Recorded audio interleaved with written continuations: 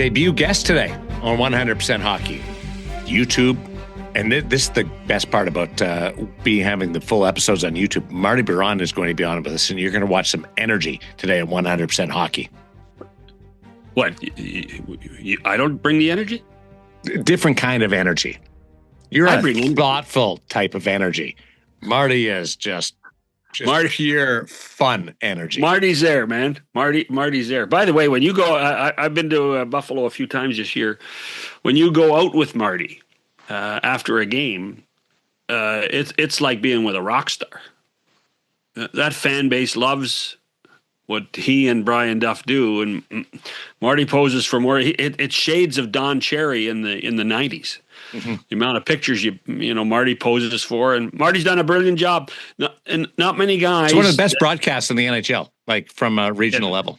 Yeah, they do a solid job. They really do. I have a bias. Brian Duff is a guy that I've worked with a few times, and he's a brilliant broadcaster.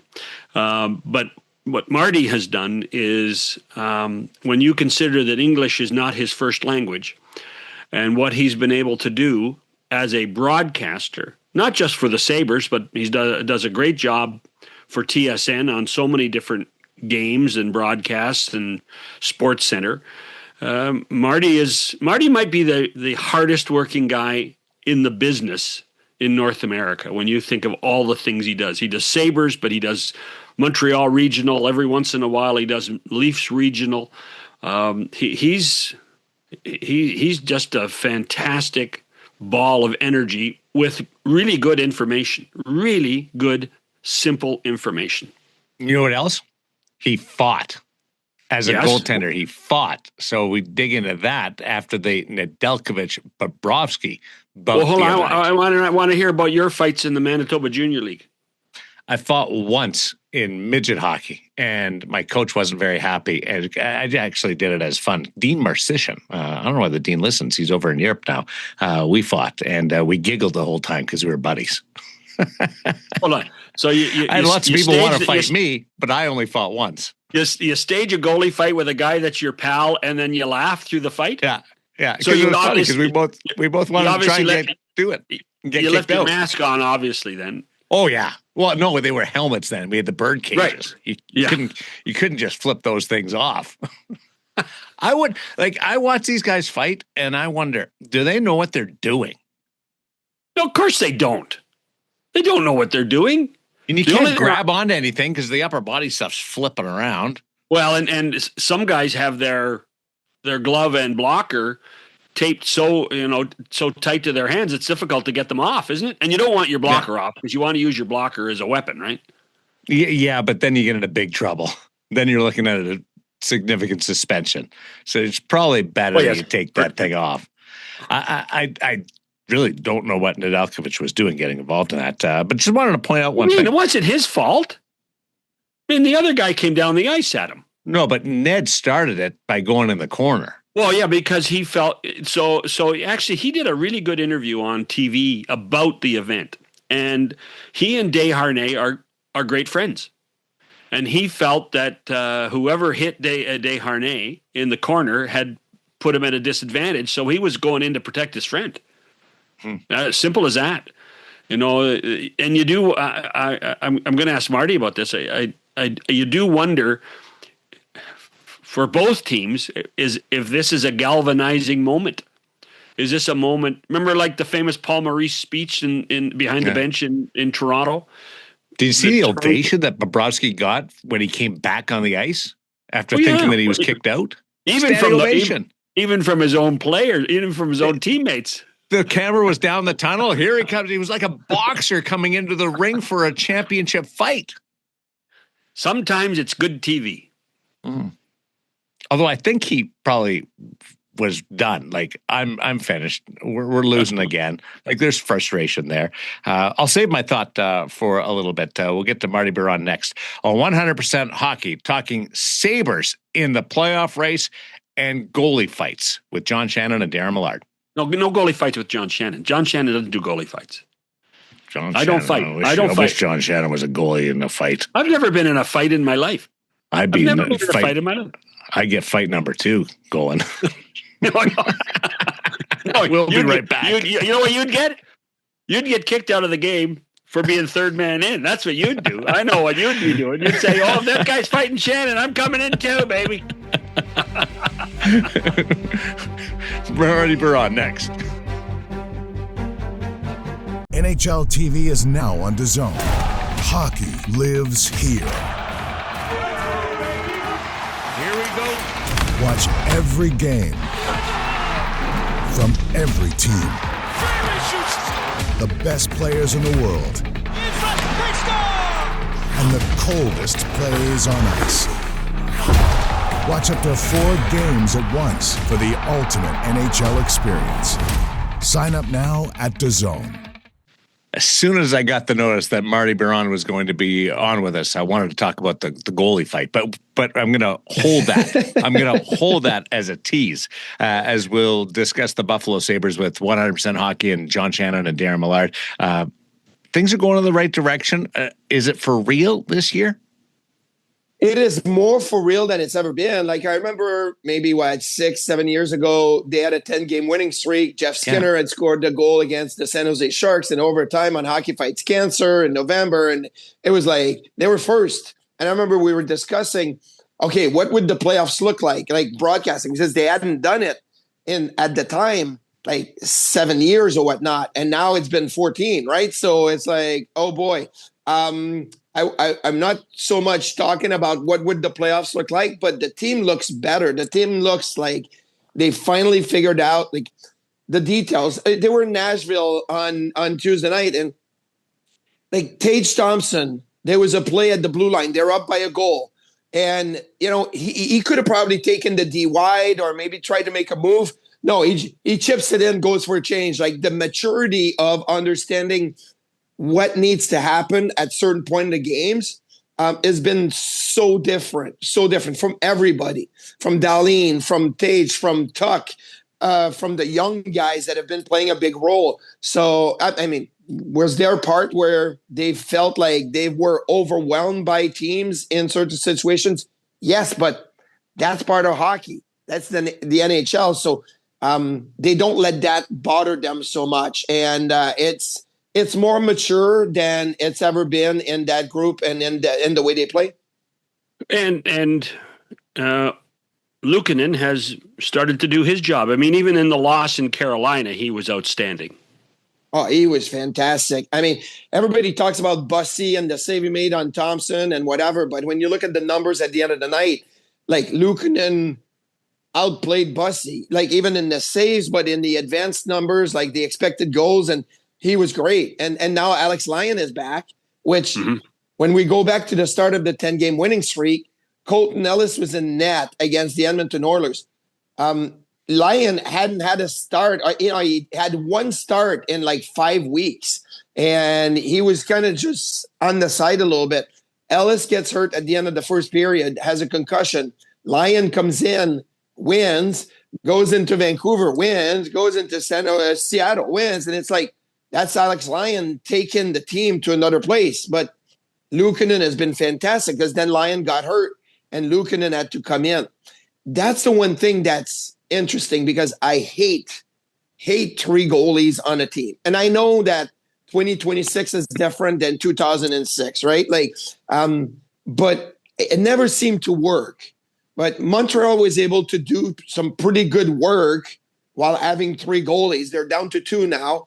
Buffalo did some really good works with 3 goalies, but it wasn't a lot of times where they were all 3 healthy and all 3 good to play. So it was a 2 here. Oh, we're getting back to 3. 1 gets hurt, 2 again. So I think they've navigated that really well, but I hate 3 goalies. And, if everybody's healthy, they may have to figure something out here in the short term. But I would suggest I don't know how before you get to the hate, I would suggest that this season 25-26 is such an outlier because of games and schedule that you need 3 goalies at times because of injury, because of back-to-backs, and because of this damn compacted schedule. I don't think you'll need him next. I don't think you'll need 3 next year. No, But it's I not think it up was at the 3 same weeks time, longer. though. 3 What's goalies that? up at the same time is different than 3 goalies in your Well, organization. I mean, Darren, you No, know, no, but Vegas but has then you used got- like but then you 7 have- goalies in a year or whatever. Like Yeah. they use a ton of goalies. Teams have used lots of goalies, but I think it was trending a little bit more in that direction the last few years. You know, your number 3 used to be, oh, this is a young kid that we drafted and he's going to be in the American League. And we're now number 3s are guys that have played NHL games, 200, 300, games in the NHL, and they're making $1 million or 850,000 one way playing in the AHL and getting ready to be called up. And I agree. I think the condensed schedule, the pressure of winning, as soon as one of your 2 goalies is not doing so well, you're like, who's next? Like, who can we get? Right? That was Montreal's situation. Injuries, like, and personal leave of absence, like happened in Ottawa. So they end up getting James Reimer. Well, he looked pretty good in the 2 games that he's played, won a game. So you're like, okay, like maybe that's more the trend that we got to find a way, like a college hockey trend, like where you dress 3 goalies every night. Yes. That's the trend. Why do you hate 3 goalies? Is it practice? Is it playing time? It's What a little bothers bit you of about it? everything. Practice is awful. Like when, one guy says, well, I'm playing next game, so I'm going to have my own net. And the other guy are sharing a net. Or we used to do sometimes the 3 goalie rotation. I'm in net. I wave you in there and you're like, come on in. Now I go the other end. I wave the other guy out. It's just awful. But the playing time is also interesting because let's say you lose a game 4-1 and you're like, that was just an okay game. Usually you can look at the schedule and say, I'm going to get back in probably here. I'm going to get back in probably there. And let's prepare for that. When there's 3 goalies, you're looking at it and you're like, I don't know when I'm getting back in. And that mentally is tough. It's tough because the next day you're going to practice. You don't have the practice reps. And people say, go early and stay late. It's not the same thing. Like, I don't mind. Like, you go early, you stay late, but it's not the same thing as having your own net and being in there for the whole practice. So it's practice time. It's, games and how do you get back in the net? And it's mentally like handling the whole situation. They never build the locker rooms with 3 goalie stalls. They build the locker room with 2 goalie stalls. And then there's one guy that's in a player stall with a little bit more room. And just mentally, it's messed up. And you never know where to stand in practice, that third guy. He's always in the way. Yeah, always in the corner, kind of paying attention. I had unfortunately, this gentleman passed away just recently, but I had a goalie coach in midget when I played midget AAA. He was telling us goalies to take like 5 or 6 shots and then remove yourself from the net and evaluate your 5 or 6 shots. Like, what did you do well? And it was completely a weird way to do it, but it was the same thing. We used to take 5 or 6 shots, go to the side, and guys would take shots on us in the corner because it'd be like, hey, you're supposed to be in the net. They'd be taking slap shots at the goalie that's standing in the corner. But the alternative of not having I'm just envisioning that. But the alternative of not having the 3 goalie system when the team says you need it is you're going to the American League and you don't want to go to the American League. Yeah. No. If you get the choice, I mean, you're going down to play the reps, and you don't want to be if you're on a 2-way, that's a problem. Most guys at this point aren't, but if you're on a 2-way, that's a problem. And it's a lot different of being the 3rd goalie staying at the Ritz-Carlton and there's the Red Roof Inn. It's a big difference in even the per diem, the meal money. Like it's a big difference in everything. But you have really good quality goaltenders at the AHL level. You have good quality goaltenders at the ECHL level. Like goalies is so interesting that you need to play. You need to develop. So wherever you can play, you try to maximize your time on ice and your learning and your approach to the game and development, and that's fine.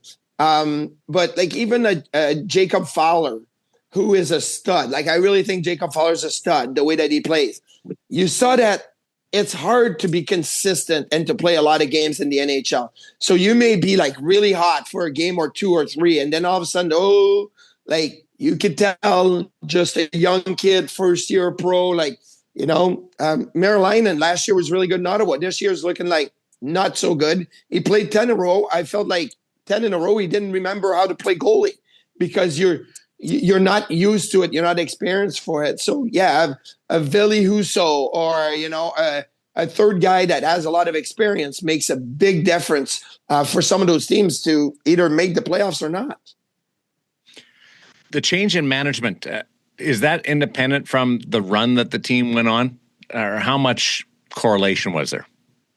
No, it's independent, but obviously it kind of fits the timeline, right? So I think that even before they made a change at general manager with Kevin Adams being out, Jarmo Kekalainen kind of moving up to the big chair because he had been in Buffalo since the summertime. So he had been on this long interview process, kind of like an evaluation process with the team. But I think the players and everybody in the organization kind of were sensing that something was going to happen. There was rumors 2 weeks before, like if this road trip doesn't go well, there could be some changes. Well, they went on the Western Canada road trip and they lost the first 3 games. Actually, they started in Philly, then went to Winnipeg and Calgary and lost those 3 games and didn't look good. They ended up winning 3, and Kevin Adams was fired while returning from Seattle. But I think everybody in the locker room and in the organization kind of sensed like this is going to happen. And Jarmo came in and basically very simply said, nobody is untouchable. Like, we have to work hard. That's the one thing. He watches practice. And he looks around. Who's dragging on the ice and who's working hard, and that makes a big difference. But the work that Kevin Adams had done in the last couple of years was starting to show. Like, Bo Byram is a stud of a player, and he hadn't really elevated his game to that. Bo Byram was a Casey Middlestat trade. Like, that's a win in Kevin Adams' book, right? Josh Norris got healthy. Now, Josh Norris is injured again, but Josh Norris got healthy. That made a big difference. And you're like, okay, there's an Adams trade right now. Like, there was a lot of what. Don't forget Josh Doan. Yeah. Josh Doan was hot. Kesselring has not been healthy, but Josh Doan was kind of, hey, like, we would have done Doan for Peterka, but we have Kesselring on top of it. So all these things that Kevin Adams had done was starting to like really blossom and make a difference. So I think it's connected but independent in the way that they had the tools. There was just a way to put them together, and the GM doesn't go into the coach and put systems and the way they play. But there was a little bit heightened sense of desperation because of that. And this is a vindication of Lindy, correct? Yeah, sorry, I'm getting a phone call right in the middle of this, so I'm going to have to flush it. I put my disturb on, by the way, but it doesn't seem to work with my phone. So is it Duffer? Yes. No, it's not Duffer. Duffer would be banging at the door. He doesn't call. He bangs at the door. He's like, Marty, let's go. We got to go. Which I have plenty of time, by the way. But so Lindy's been working for a year and a half to try to get everybody working the right way. I mean, I played under Lindy Ruff, and it was funny because early in my career with Lindy, I don't know that I really liked him. And that's just the way it was. Like, I'm like, he's a hard coach. I don't know that he really understands what I need or how to make me perform at my best. But over the time, and then we started winning a little bit, and I realized, oh, okay, like, he's very, very good to the details. He demands, extreme work ethic. And we had that in Buffalo for the longest time. And I think these guys kind of, for the first year and now, they learn to what Lindy works, what Lindy Ruff is as a coach. It's different generations. I mean, you can't come in the locker room with a stick and break it on the wall like they used to, like in the 80s, 90s, 2000. It's not the same. So maybe you got to take different approach and see how those approaches are going to work. But I think Lindy has done a fantastic job. I think this group is responding, and we'll see where it leads. The Eastern Conference, the Atlantic Division is so tight and so crazy that, 1 week you're in and the next week you may be 5 points out. You don't know. A lot of attention is paid to the first overall picks, but the guy that went in the second round in 2018, that was the Dahlin draft, Mattias Samuelsson. Explain the breakout year that he's had, because it's been fabulous. I love watching it. It's been fabulous. Everybody's pointing out to the offense and the goals, but he's playing with Rasmus Dahlin. So in the summertime, his plus minus is off the charts.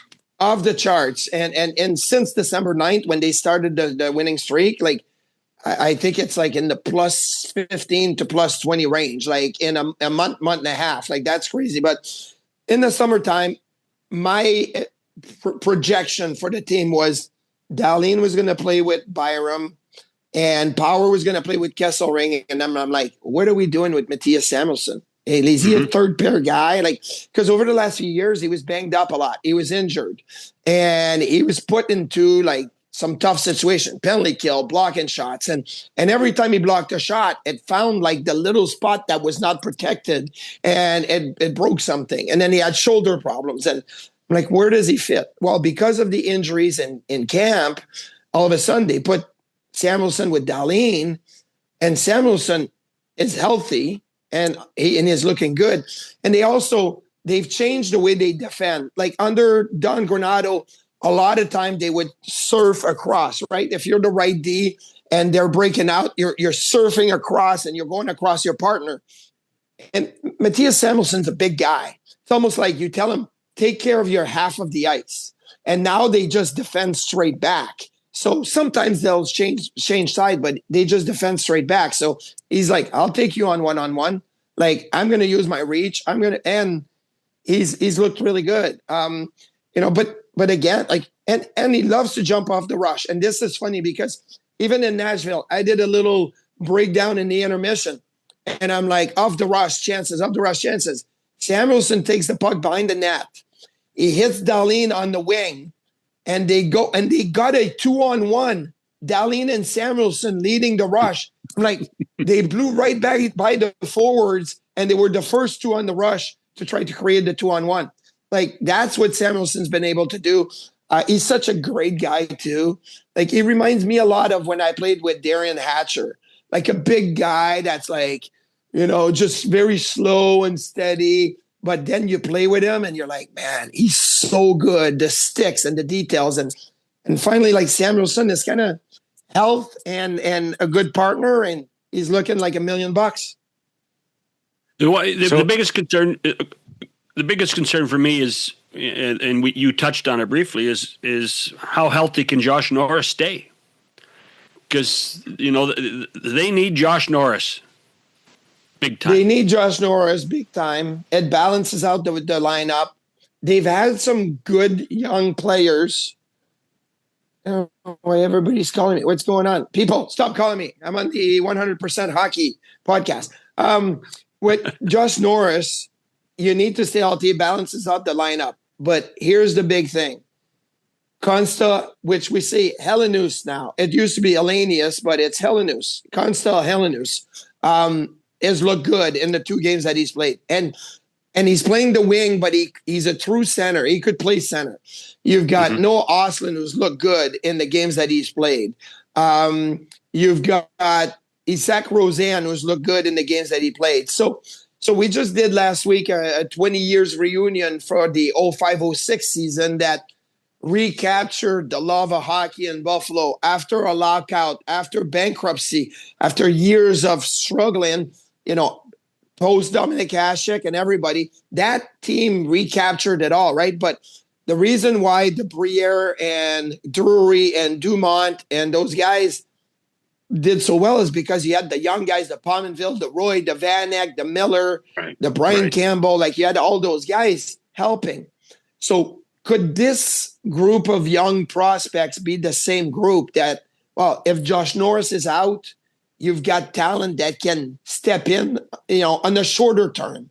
I guess if the playoffs started tomorrow, I'd say we need Josh Norris, but there's still some time for him to come back, and the Olympic break may allow him to finally get healthy for the rest of the year. How about turning your mic on? We'll take a break and we'll let Marty catch up on his phone calls, and we'll continue with 100% Hockey with Millard and Shannon. I can't believe it. Biron's got phone calls. Millard can't turn his mic on. Car shopping should be exciting, not exhausting. That's where Car Gurus comes in. They have advanced search tools, unbiased deal ratings, and price history, so you know a great deal when you see one. It's no wonder that Car Gurus is the #1 rated car shopping app in Canada. When you're car shopping on your phone, it shouldn't be a maze. You need to see all the information. With the Car Gurus app, you can. Powerful search tools that you see deal ratings, price history, and dealer reviews on listings all in one place. And you can turn on real-time price drop alerts so you never miss a great deal. Car Gurus connects you with trusted dealerships when you're ready, ensuring a transparent, hassle-free buying process. Buy your next car today at cargurus.ca. Make sure your deal is the best deal. That's cargurus.ca. cargurus.ca. I want to get to the goalie fight. Bob Yes. leaving and then coming back. That's why Marty's on the show. Yeah. You think I was Look at my penalty minutes. I was the toughest goalie you guys have ever talked to. So yes. So evaluate their performance in the scrap. So when I saw Nedeljkovic go into the scrums and whatnot, I'm like, okay, like, what are you doing, Ned? Like, it's not like Bob is going to come down and fight you. And then all of a sudden they pan and Bob is skating and is, first of all, like, I see you want to protect yourself, but if you're going to get in a real goalie fight, take your mask off. Like, let's square up, right? Like, he had his mask on still, which is smart. They were brawling. That was not a goalie fight. That was a goalie brawl. They didn't grab onto each other. They didn't size each other up. They didn't like dance. They just were swinging left, right, left, right, left, right. It was so fun. And here's the crazy part of it all. Usually when you see a goalie fight, it's the second or the third fight of a brawl, and only the first fight gets 5-minute majors. The other ones with the second and third fight will get 5-minute majors and game misconducts. So usually as a goalie, you fight, you're kicked out of the game. Those two guys got in a fight, picked up their stuff, and went right back to their nets because they were the only fight in the scrum. So they didn't get the game misconduct. So they didn't get kicked out. So you go through that emotional rush, and then you're like, oh, I still have to play. So then you grab your stuff and you go back to the net. It was so funny, but I think it was more of a goalie brawl, like a bar brawl, than an actual in the ring type of fight where there was not a lot of technique in that fight. It actually stopped the scrum because everybody was looking at the goalies. Yeah. The other part of it was though. The other part of it was, and both TV broadcasts did a good job, is because it was a 165-foot skate for Bobrovsky, and you saw him coming, and Nedeljkovic didn't see him coming. That there was actually about an 8-second buildup to the fight. Here he's coming. He's coming. Everybody's looking in the corner where Desharnais is down, and then all of a sudden the fight starts. It truly was something that you do wonder, because I get a sense, Marty, that this was probably not necessary out of frustration in that game. But Florida needed to do something. Florida has to do something to, rekindle a spark for this season. Florida was you wonder what kind of effect this will have, right? Yeah, Florida was emotionally kind of, amped up a little bit. Matthew Tkachuk is back, but you're down in the game. You're playing San Jose, and then Bob comes down, and I think that's what happens with goalie fights. Is usually it's in the unexpected moments that they come. And you're right, Rick Jeanneret was so great as a play-by-play, the voice of the Sabres, the face of the Sabres for 50 plus years, that he could sense what was going to happen before it happens. And the build up and the anticipation and the voice, it was incredible. So when I fought Ray Emery in that Ottawa brawl, like Chris Neal hits Chris Drury, Drury's down, bleeding, concussion. Then Lindy Ruff waits for Ottawa because it's in Buffalo. Ottawa puts Jason Spezza, Danny Heatley, Mike Comrie on the ice as a line after, what had just happened. Lindy Ruff is like, okay, I'm going to respond with Andrew Peters, Adam Mayer, and Pat Kaleta. I'm at the other end. I'm like, I can see what's going to happen. Let's go, right? Loosen up the gloves and everything.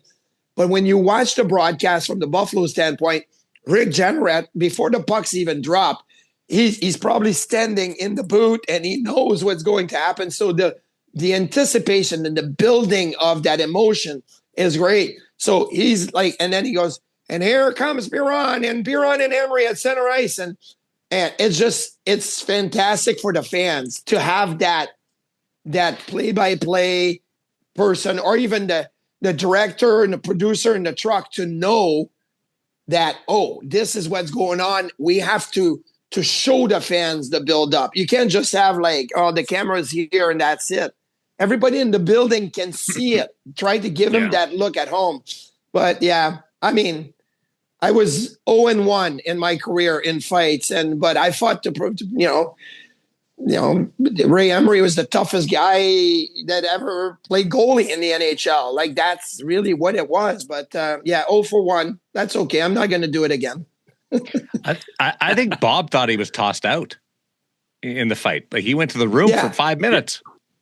Yeah, and then he's like, okay, I can return, I guess. But that's why, like, usually you get thrown out. But Bob also skated all the way down, so he got an extra 2 minutes for leaving his crease. And crossing the red line and everything. So usually as soon as that happens, like, I've seen times where, like, Dominic Hasek and Steve Shields in Buffalo, like, Dominic Hasek got ran by the Flyers. Matt Barnaby runs Sean Burke, and there's a brawl, and Dom is like in there. The Sabres are like, we don't want Dom to get hurt, so we're putting Steve Shields in the last 5 minutes of the game, and we know Steve Shields is tough, and he'll fight.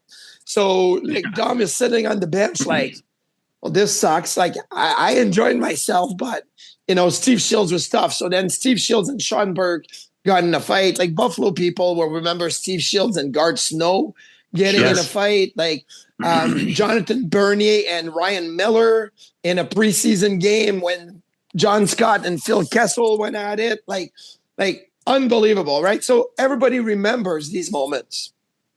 Do goalies know how to fight? So when I fought Ray Emery, so my brother, who also played in the NHL, but that season he was playing for the Hamilton Bulldogs in the AHL, he was at the game. And after the game, I go down to where the family members are, and my brother goes, "What are you doing? Are you crazy?" And I'm like, "Yeah, I know he's tough, but I thought maybe I could get a lucky one in there and knock him down." He goes, "No, if you're going to fight him, at least fight him as a righty, not a lefty." I'm like, "What do you mean?" He goes, "Well, you came in and you reached with your right hand and you grabbed his left. His right hand was free to do whatever. You got to grab the right hand and hold on to it." I had no idea. And I talked to a few goalies like recently, and we were talking about the fight. And I'm like, "Do you guys know what you're supposed to do?" And they're like, "Well, no." Like, those guys were, I'm like, take a minute, talk to your tough guy, and learn what you're supposed to do. So at least you can defend yourself, right? You know how to come in. But Felix Potvin knew how to fight. Like, when he beat up Ron Extall, Felix knew how to fight. And I think that's why he bloodied Extall. Like, that was really cool. When you played in Beauport, there were no goalie fights in the queue? No, you know what? Like, not so much in the queue. I had a tough team in front of me. They were like, I had guys like, oh man, I had Patrick Cote, Joel Theriault, Ian McIntyre. I had some. I mean, then I went to Hall. I had Peter Worrell and like those guys, right? Like, they weren't going to let me fight. When I got to the AHL, And the rivalry between the Hamilton Bulldogs and the Rochester Americans was real. I had Steve Passmore chase me around the ice the one year, and we didn't have a backup. Like Mike Bales was hurt, and our guy was an ECHL backup. So Brian McCutcheon was like, "You're not fighting." So Passmore and Steve is awesome. I played with him at the All-Star game and whatever, but he's like, "Get over here, get over." I'm like, "I'm not fighting." But the AHL, it was really where like a few times it almost got over the line. If you ask most NHL goalies, would they rather score a goal or have a fight? Because both are significant moments. Yes, I wanted to do both. I think this is hard to, so tough. I think scoring a goal probably would be the number one thing, and then the fight. I mean, I watch Ron Extall. I watch Marty Brodeur. I remember when Jose Theodore in Long Island, at the time, I think it was a 1-0 or 2-0 game. No, Theodore used to flip his stick over because he used to do the Tom Barrasso, right? Like the backhand with the curved blade. And he grabbed it with the right hand because he's a left-handed goalie, put it down, flipped the stick over, and then whoosh, shoveled it over everybody all the way down to the other end and into the net. And I was like, okay, this is cool. He's got a shutout and he scored a goal. Like, that's pretty cool. But Nedeljkovic the other night became one of 5 goalies to have completed a Gordie Howe hat trick in their career. You know, like Brodeur, Extall, Mike Smith. I don't remember who the other one is. And obviously Nedeljkovic, I've got an assist, a goal, and a fight in their career. Like, that's pretty cool. Only 5 goalies have had a Gordie Howe hat trick in their career. Not the same game, but career. Never thought of it that way. We got to think. Actually, I was actually trying to convince myself there's got to be a goalie version. It should actually be called the Ron Hextall hat trick. I think yes, Chris Osgood. Chris Osgood's the other Osgood. One. Osgood. So there's Osgood, Smith, Brodeur, Extall, and now Alex Nedeljkovic.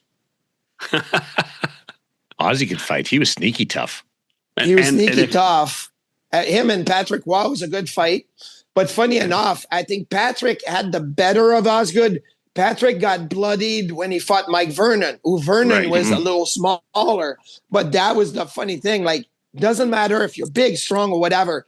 You can always get a lucky one and just in the right spot, right? So, but those Detroit, Colorado days, whew, that was fun. I don't mean to put you on the spot, but you mentioned a name that is in the spotlight right now, and that's Chris Drury. Yes, he's got a tough job in New York. Did you ever envision Chris being a manager of a hockey club, and did he talk more than this? He was a player? Chris never said anything. Like, he was we had 2 captains in Buffalo. It was Drury and Briere, and Danny was the vocal guy. But Danny was also like very intense on the ice. But Chris was the guy that when we stepped on the ice or for practice, you're like, okay, we're following this guy. Like, he works extremely hard. He's dedicated.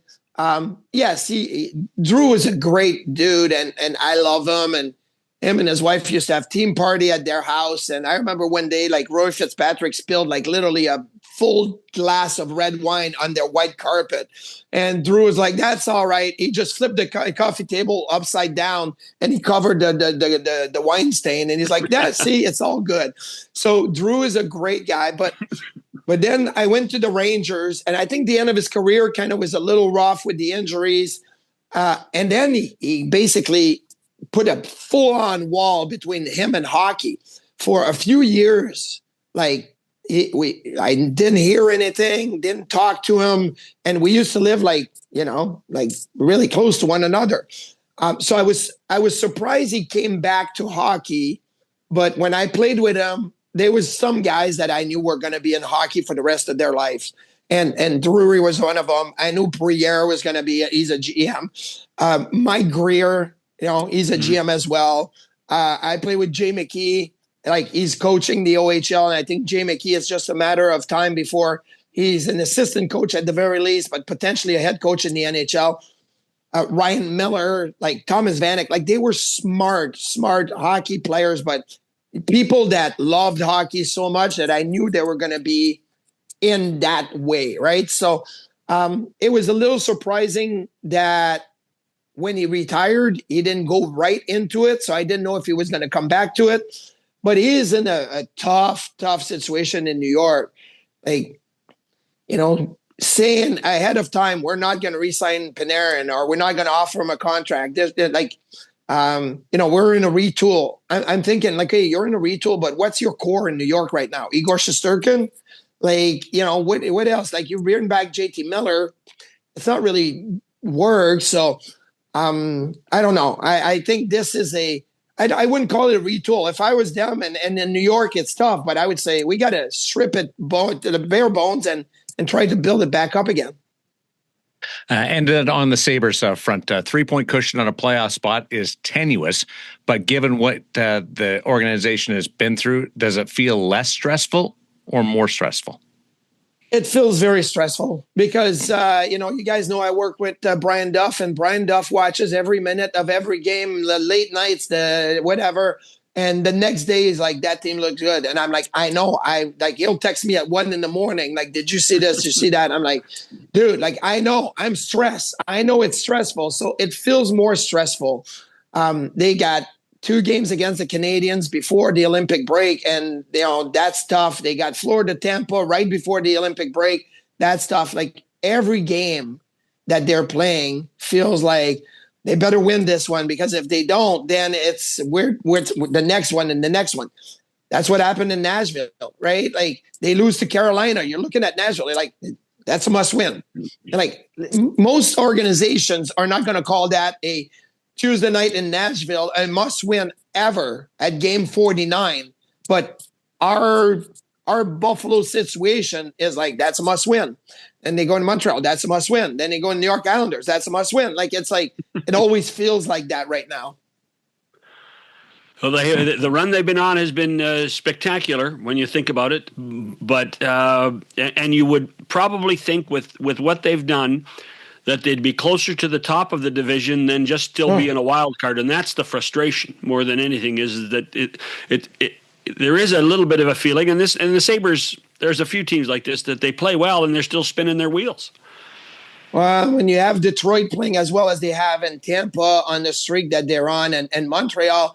So I grew up in Quebec City and I hated the Canadiens, and now I got to cover them, and doing some some work in Toronto covering a few Canadian teams as well.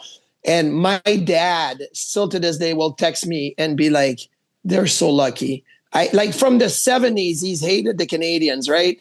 And he still does. And so Cole Caulfield scores with 15 seconds left in the game in a 3-3 tie against Minnesota. As soon as it happened, I look at my phone. They're so lucky. They come back from down 5-3 against Ottawa to win 6-5 in OT. Cole Caulfield, they're so lucky. I'm like, they're lucky, but they do it all the time. So, yes, you got teams that are picking up points and you're trying to get back there. But what's the alternative? Like, if you're Buffalo, you have to say that, well, if we didn't have that, 16-3-1 stretch that they are on in the last 20, well, you wouldn't be even close to a playoff spot. So at least take it for what it is and try to do that again, when you play. I know you're doing this from Nashville, but I'll meet you for a beer at the Dagobah anytime back home. Oh boy, the Dagobah, man! What a spot! I played juniors back home, right? So, and I lived 20 minutes north of Quebec City, so many times, and my parents were great with that. They'd be like, if you drink, leave the car, call us, we'll come. My mom and dad would wake up, they would drive up to Quebec City. My mom would bring me and my buddies in one car. My dad would jump in my car, and then we'd all drive back, right? Because I was living at home. And that's happened a few times. So, we were 17, 18, and the Dagobah, you start on the first floor. There's a stage. Yeah. You go to the second floor. That's the club. And then the third floor is the gallery to oversee everything. Man, what a spot. And if we go there, I'm telling you, we're not getting out before last call, before they turn all the lights on. And we'll Uber.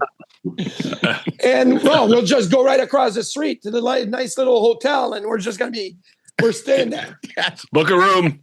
Book a room. Thanks, Marty. Appreciate it. And keep up the great work. You and Duff are our must-watch TV. So we appreciate you putting on a show for us.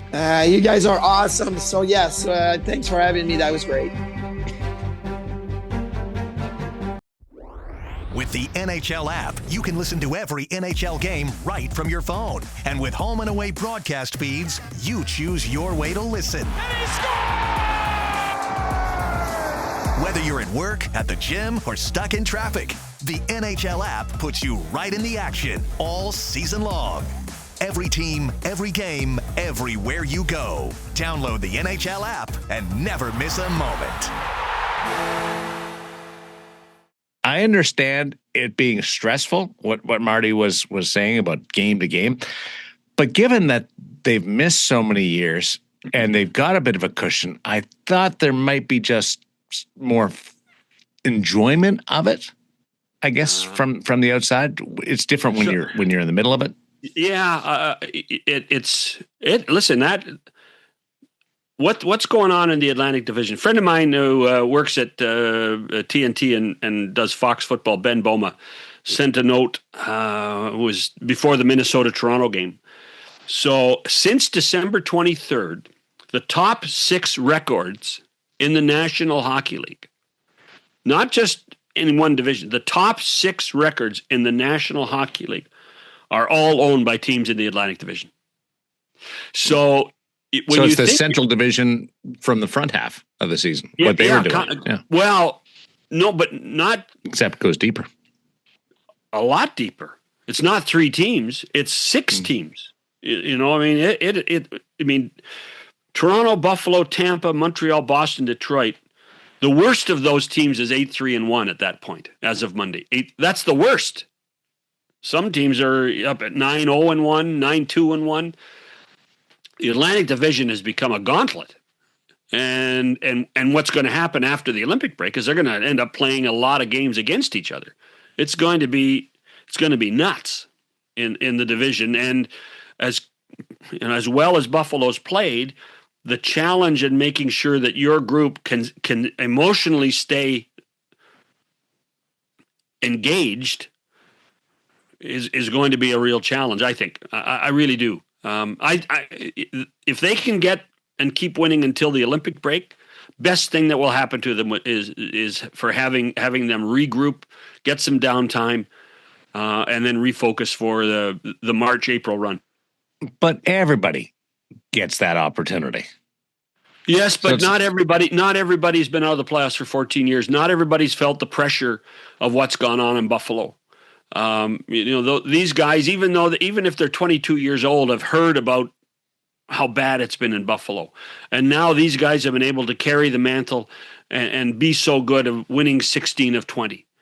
But then that night you're going to say, well, we've won 16 of 20, and they take a step back. You can't afford to take a step back. You have to keep the intensity up. And that's where the human aspect of the game comes in, because that's difficult to do every night. But as Marty said, every night's a playoff night, right? So who bumps Buffalo out? Which team should Buffalo be worried about the most? Toronto? Absolutely. Has to be Toronto. Because even Toronto, they weren't very good on Monday against Minnesota, but Toronto's been playing better.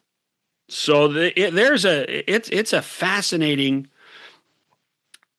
and I mean, like Philly's, I don't know what's happened to Philly. Well, they can't get saves. Well, and then Boston, and Boston, Boston's the second wildcard team now, but Boston could go on a heater as well. Yeah, Boston's really impressed me this year with their ability to go on pretty good runs. Still waiting for Washington to answer their flat spot. New Jersey, Florida, Ottawa. We'll see what happens. New Jersey with an impressive victory in Edmonton last night. That's for sure. Huge 2 points. I was looking at league stats, and fewest number of regulation losses. And I don't know how much stock you put on that, but would it surprise you? And here are some of the teams that are involved. Top 5. Colorado, Vegas, Tampa, Dallas, Minnesota. I think Colorado, Dallas, Minnesota, that's obvious because of what the Central Division. But Vegas and Tampa Bay with these second and third fewest regulation losses. Tampa Bay has had some ups and downs this year. They're on a marvelous run right now, but that surprised me to see Tampa Bay with the third fewest regulation losses. And Vegas, so much attention has been paid on the struggles beyond regulation. That's turned around now. Right. But the second fewest regulation losses. Lots of one-goal games, though, right, Daren, with the Golden Knights? Lots of one-goal games? And I think this is probably the same for the Lightning, so it tells you how. But do you consider those two teams part of the elite? The elite right now, elite seasons. Vegas is in first place. Tampa Bay is in first place, but they both had their challenges throughout the year, and maybe they're starting to edge into that elite status and attention that they're getting. But here's the thing. Only one team has had an elite season. Only one team. Everybody else has had swoons. Everybody else has had a heater. The Avalanche are the only team that sit out there as somebody who have basically never had that dip this year. If you take the Avalanche out of the picture, seriously, if you take the Avalanche out of the picture points-wise, we're talking, in the East, it's not affected, but the 10 playoff or the 8 playoff teams, 66-58. If you take the Avs out in the West, it's 65-53.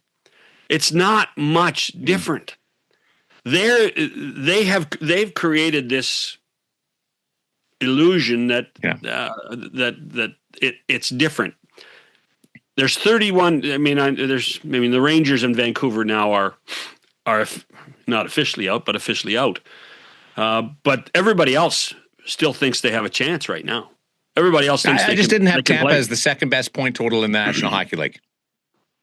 Well, nobody did, but I'll be honest. I did not have Detroit 14 games over 500. Mm-hmm. I didn't think Detroit was going to be able to do this. When you talk about those, for the longest time, those 3 teams in the Atlantic Division that were making differences: Buffalo, Detroit, Ottawa, or maybe 4. Add Montreal to that list. Those 4, because the other 3 teams, Toronto, Tampa, and Florida, we were always saying, and even Boston, they're always in the playoffs. So the other 4, Montreal, Ottawa, Buffalo, Detroit, I never thought that Detroit would be this prolific. And I think if you go around the league and ask people, are Detroit the real deal? I think there's people that will say, I'm not sure yet. What have they done yet? And that's the fascination about it, is that there's just no way to predict what's going on with this season at any given time. And it's one of the reasons why I think a lot of people are really putting a lot of stock in what happens between now and the Olympic break. If a team can get on a winning streak, to make a decision of what they're going to do at the deadline, right? That's all part and parcel of this. Leave you with this: a performance of the week was not a player, was not a team, but rather a fan base. And congratulations to the Chicago Blackhawks and what their supporters did in welcoming back Jonathan Taves. Did you see the smile on Jonathan's face? It was wild. Extended ovation that went on longer than anybody expected. And it was just a marvelous moment at the United Center in his first game back. I think we always knew what a great sports city Chicago was and is, whether it be the Bulls or the Bears or either the baseball teams or the Blackhawks. And I think that we always worried that when they were on that run in the 2010s that there were fair weather Blackhawk fans and that they were there for the victories. But what occurred on Monday night with Taves, I think, was an acknowledgement of a bigger fan base, of a city, to someone who gave his all to win 3 Stanley Cups. It was as great a moment in the game as I've seen in a long time, Darren. And here's the other thing. I watched it twice, John. I don't doubt it. I actually watched how TSN covered it, and then I watched how the guys in Chicago covered it.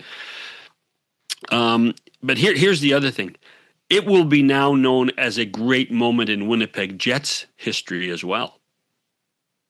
It will be. And when you look at all the ups and downs that have gone on in Winnipeg this year, when people talk about, let's talk about the good things that went on for the Jets this year, because they're in tough.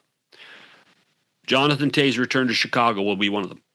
And it will be viewed as a positive for the Jets as well as a positive for the Blackhawks and their fans. I thought Jonathan handled it well, going to different ends of the ice, while at the same time saying, enough, let's go. Well, here's the other thing. And then everybody backed away from him. Nobody wanted to be the one to go line up for the face-off or get ready. The officials were outstanding with it. Really well done. Well, here's the other thing. Jonathan Taves handled it brilliantly for 2 days before. Because when people requested interviews, he did the interviews. And he sat down and talked about his time in Chicago and talked about what his anticipation was. It was as brilliant a choreographed 72 hours for an event as I've seen planned. And the other thing is, at his age, as opposed to when Connor Bedard did it that first week that he was in the NHL and he was all over the place. At his age, with what he's gone through, Jonathan Taves could handle it.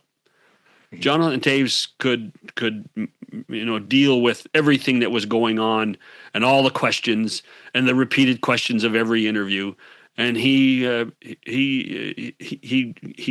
earned a lot of respect, I think, from a lot of people of the way he managed it, and he was properly rewarded with what happened at United Center on Monday night. I just loved his grin, the little smile. Yeah. You don't see that side of him. Well, you don't see him smile often. No, you don't see him smile enough. That's the key. And he's not Captain Serious. That just took on a life of its own. But it was good to see that little grin. Yep. Yeah, it's kind of like when I smile, right? Yeah. I'll let you know. Yeah, good. I'm waiting, man. It's not going to get by me. Third man in, Daren Millard. I know. I feel it. Oh, yeah. And swinging the whole time. Oh. And by the way, I would not turtle. Oh, if I would. It doesn't say you're tough, but it says you're smart. No, I did that enough with my big brother, my twin, who is also my big brother. Yeah, there's no way I was getting involved in that. Oh, we'll talk to you next time on 100% Hockey with Millard and Shannon.